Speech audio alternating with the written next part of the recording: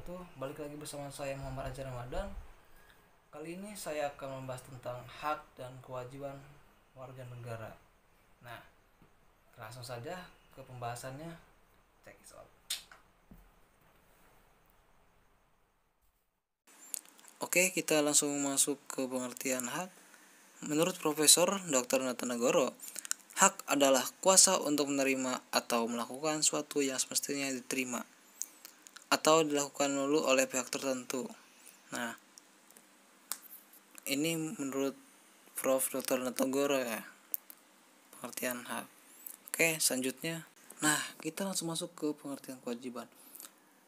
Menurut Prof. Nathanegoro, wajib adalah beban untuk memberikan sesuatu yang semestinya dibiarkan atau yang diberikan oleh pihak tertentu yang dapat oleh pihak lain, manapun yang pada prinsipnya dapat dituntut secara paksa oleh yang berkepentingan. Antara lain, kewajiban adalah sesuatu yang harus dilakukan. Oke, kita langsung ke pengertian warga negara.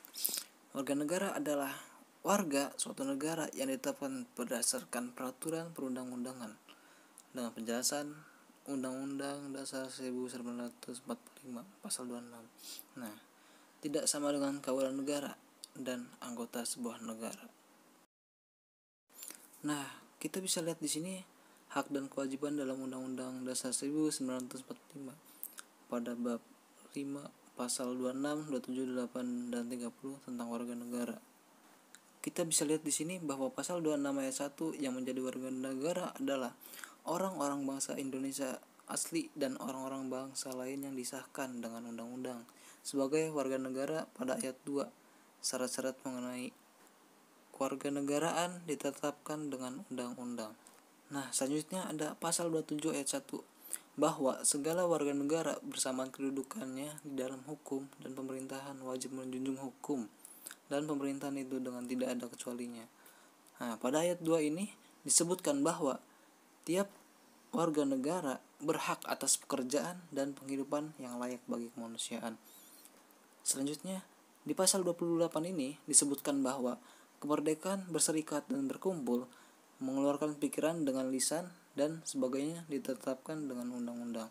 Nah, selanjutnya ada pasal 30 ayat 1 bahwa hak dan kewajiban warga negara untuk ikut serta dalam pembelaan negara, dan ayat 2-nya mengatakan pengaturan lebih lanjut diatur dengan undang-undang. Oke, selanjutnya ada asas kewarganegaraan. Yang pertama, dari sisi kelahiran, ius soli dan ius sanguinis, yaitu dari sisi perkawinan, asas kesatuan hukum dan asas persamaan derajat. Nah, yang kedua ada ius soli, di mana pedoman kewarganegaraan yang berdasarkan tempat atau daerah kelahiran, paradigma keluarga sebagai inti masyarakat yang tidak terpecah. Nah, yang ketiga ada ius sanguinis, berdasarkan daerah atau keturunan. Nah, di mana paradigma kesamaan kedudukan suami istri. Selanjutnya ada unsur yang menentukan kewarganegaraan. Di sini ada 3 unsur. Yang pertama adalah unsur darah dari keturunannya, yaitu ius sanguinis. Nah, yang kedua ada unsur daerah tempat kelahiran, yaitu ius soli. Yang ketiga ada unsur kewarganegaraan, yaitu naturalisasi, dengan syarat dan prosedur yang berlainan antara satu negara dengan negara yang lain. Cara memperoleh kewarganegaraan Indonesia. Yang pertama adalah karena kelahiran. Nah, kelahiran di sini adalah asli pure orang Indonesia itu sendiri. Yang kedua adalah karena pengangkatan. Yang ketiga karena dikabulkannya permohonan. Yang keempat ada karena perwarganegaraan. Dan yang kelima karena perkawinan. Yang keenam karena turut ayah dan atau ibu. Yang ketujuh karena pernyataan. Nah, yang selanjutnya adalah bukti memperoleh kewarganegaraan Indonesia. Yang pertama sudah pasti, yaitu akta kelahiran. Jika kita tidak punya akta kelahiran, berarti kita belum bisa dianggap orang Indonesia. Nah, yang kedua ada surat bukti kewarganegaraan. Yang ketiga ada surat bukti kewarganegaraan, sama aja, yaitu bedanya adalah petikan keputusan presiden atau karena permohonan atau perwarganegaraan. Nah, yang ketiga adalah surat edaran Menteri Kehakiman atau karena pernyataan. Nah, yang terakhir yaitu karakteristik warga negara yang demokrat. Yang pertama ada rasa hormat dan tanggung jawab. Yang kedua bersikap kritis. Yang tiga membuka diskusi dan dialog. Yang keempat bersikap terbuka. Yang kelima rasional. Yang keenam adil. Dan yang terakhir adalah jujur.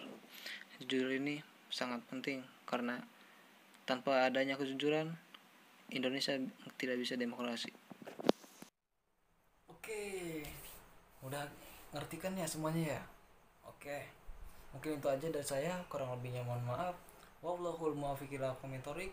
Assalamualaikum warahmatullahi wabarakatuh. Peace.